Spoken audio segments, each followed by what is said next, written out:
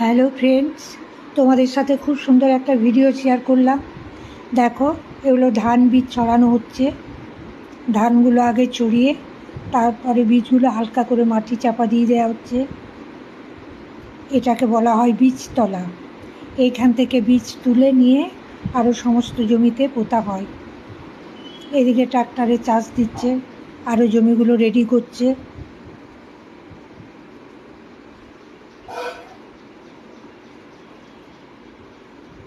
ভিডিওটা তোমাদের কেমন লাগলো জানাবে।